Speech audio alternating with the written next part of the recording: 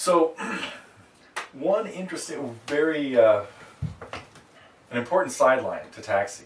Are you playing the beginning like this? Trying to, and that's Okay. where I couldn't get a good clean G, and which surprised me because on my other guitars, it's not Yeah. an issue.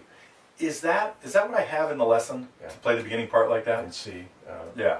C and G. And then it modulates B and flat, ends A up in flat. D and it gets easy after that. Well, it gets different after that. Oh, okay. Easier though. It gets not as draining. Okay. And in the interest of when he played this live, he never played that C part. He only played it starting on D because he never played it in C. Right. It was done on a guitar tuned down a whole step. You're explaining that. Okay, good. I'm glad I put that in the lesson because so the whole trying to recreate something that somebody did in the studio with that type of trickery, let's say, is something he didn't even bother to do on stage. You know, was he going to switch guitars in the middle? Was he going to have a guitar tuned down? Was he going to go to the trouble to learn to play it in C? Absolutely not. You know, overkill. And so, but now to take it to that level and do it like that is kind of cool too. And it sort of takes it, I don't know, takes it up another level or another notch in what's going on there. And I don't know.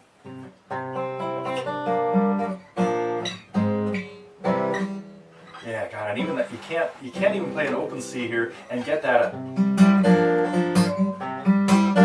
that C to G minor kind of sound that way. You know that, or well, you really only need C7. You need like a ninth like that kind of sound. Well, let me see what you're doing when you're playing that. Yeah, here's the key that I would say in there.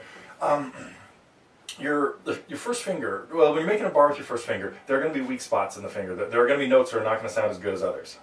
And what you need to do is make sure that whichever notes you need are in strong spots on your finger. And if you make the bar, for instance, a lot of times you'll think about this chord as being an A family of chords.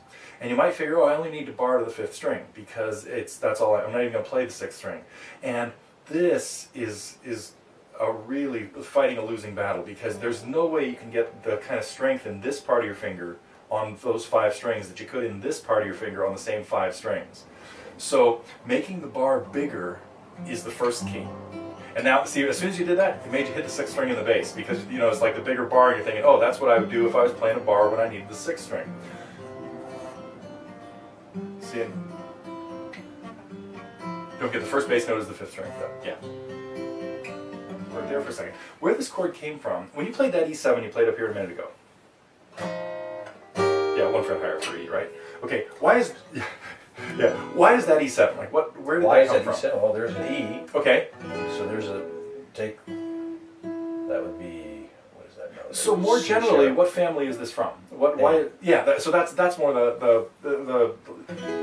So it doesn't matter why this is E7 as much as why is this the 7th chord at all? And it's from the A family of bars, and it's barred up that far it becomes E. It's kind of the path you want to be on when you're right. That's what it's talking about. Okay. So in general, we play bar chords from 2 main families, the E family and the A family. You know, and in both those families, you should be pretty up on at least the major shape, the minor shape, the 7 shape. Maybe the minor 7 shape, which of course out of the E is right. Yeah, and either one of those, you know, whether your 4th finger's on or not, it's still a minor 7 chord. And in the A family, it's what we were just doing down here, in like with Moondance was the B minor. Right. Okay. So those are the first 4 like members of the family: major, minor 7, and minor 7. Okay. The 5th one would be a major 7 chord, which is a little jazzier sound. A major 7 would be this. Right. And so anything, you know, so there'd be a D major 7, for example, right?